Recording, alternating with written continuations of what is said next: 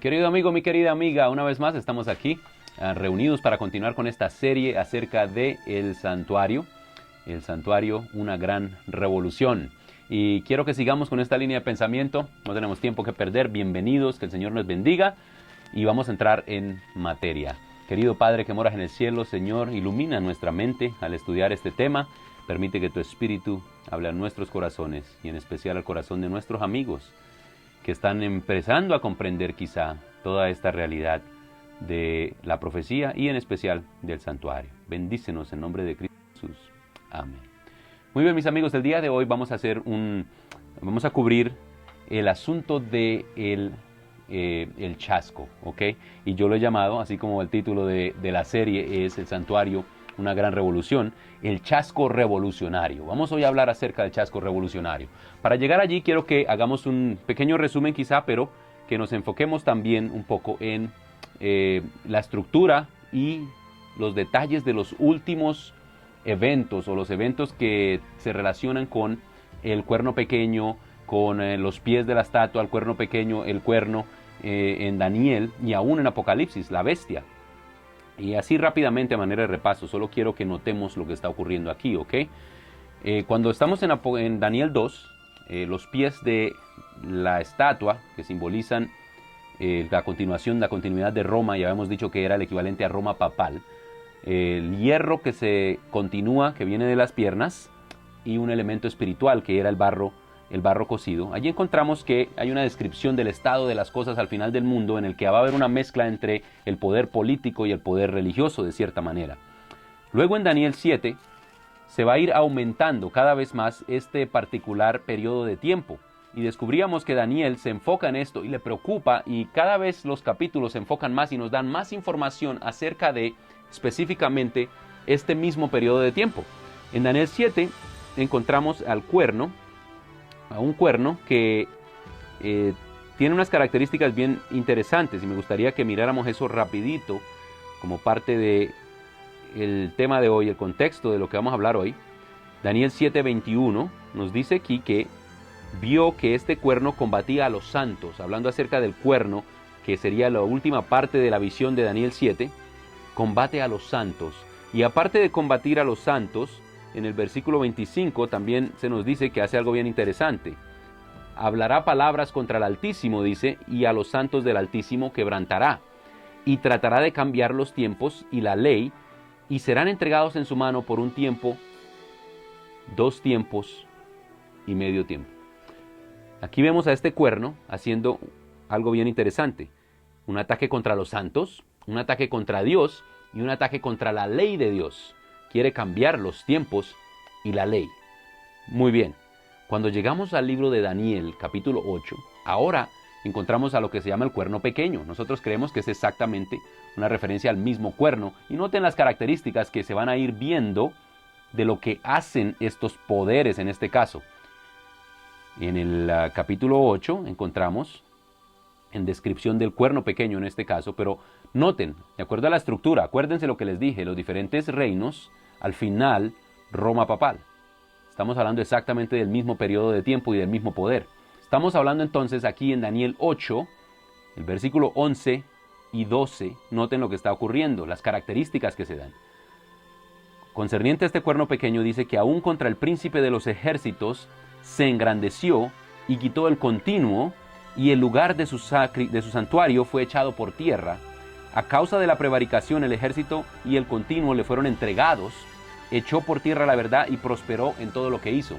Noten la descripción de lo que se está diciendo. Ahora el ataque es más específico. Está diciendo que este cuerno no solamente ataca a Dios o la ley o al pueblo de Dios, ataca a Cristo Jesús, el príncipe mismo, y el continuo es una referencia a lo que estaba ocurriendo y todo lo que era relacionado con el santuario. No era solamente los sacrificios o el aspecto de los sacrificios, el continuo era el servicio entero y total del santuario, lo que quiere decir que hay un ataque directo contra el santuario y contra Cristo, el príncipe, que es el que ministra allí. También, pues obvio, Daniel está muy preocupado porque él empieza a ver cómo se le da esta autoridad a este ser y prospera, o sea, está teniendo éxito en lo que está haciendo, ¿verdad? Entonces es importante que tengamos eso en cuenta. Cuando vamos a los versículos 23 al 26, es la explicación ahora del ángel de este mismo poder. Dice, al fin del reinado de ellos, cuando los rebeldes lleguen al colmo de la maldad, se levantará un rey altivo de rostro, maestro en intrigas, está hablando exactamente del mismo poder, y su poder se fortalecerá, pero no con su propia fuerza. Causará grandes destrucciones y prosperará, una vez más el elemento de que está prosperando, destruirá a los fuertes y al pueblo de los santos, o una vez más el ataque contra el pueblo de Dios en la tierra.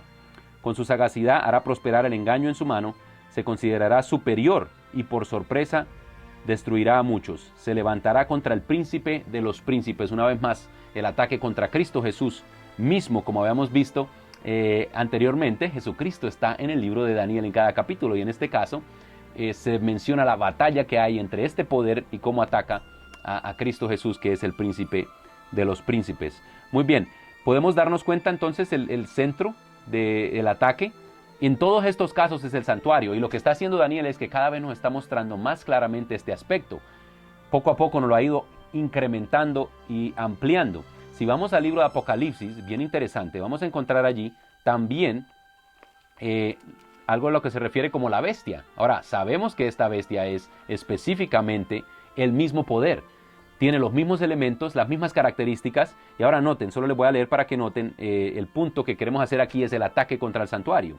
Apocalipsis 13, 5 y 8, en referencia a esta bestia que tenía las mismas características de las bestias de Daniel, dice que, versículo 5, y le fue dada una boca que hablaba palabras arrogantes, esos son unos términos también que lo conectan con Daniel, y blasfemias, y le fue dada autoridad de obrar durante 42 meses, se le da autoridad por el mismo periodo de tiempo que en Daniel, y abrió su boca en blasfemias contra Dios. Ahora noten lo que está haciendo para blasfemar su nombre, o sea, blasfemar el nombre de Dios y su santuario. El ataque es directo también contra el santuario y los que moran en el cielo, ¿verdad?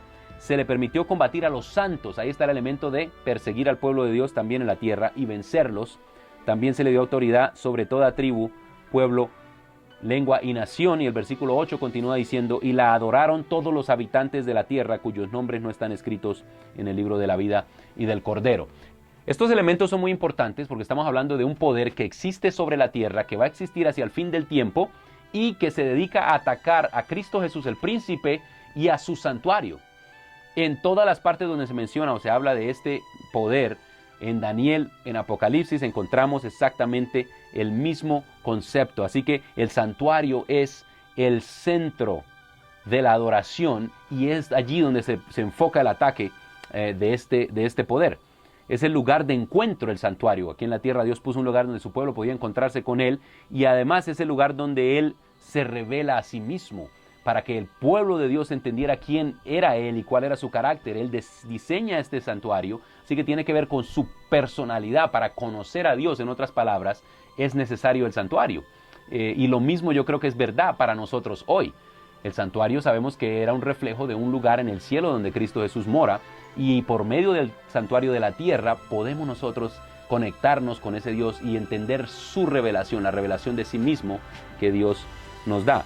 Ahora, cuando vamos al libro de Daniel, como hemos estado tratando, en el capítulo 8 hay un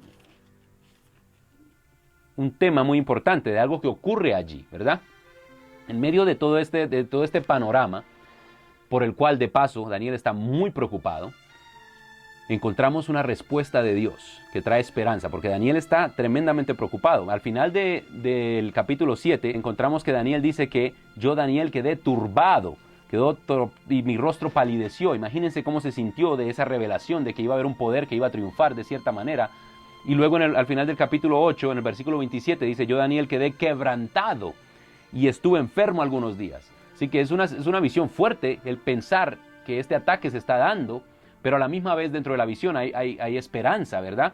Y la esperanza la encontramos en esos versículos que para nosotros son claves, son parte central de lo que somos, lo que creemos y de lo que estamos tratando de hacer en esta serie. El versículo 13 dice, entonces oí a un santo que hablaba y otro santo que le preguntó, ¿hasta cuándo durará la visión del continuo, de la prevaricación asoladora y del pisoteo del santuario y del ejército? En otras palabras, ¿hasta cuándo este poder va a tener la capacidad de atacar así, de esa manera, al santuario, al servicio y a Dios mismo, a Cristo, que es el príncipe del santuario, ¿verdad?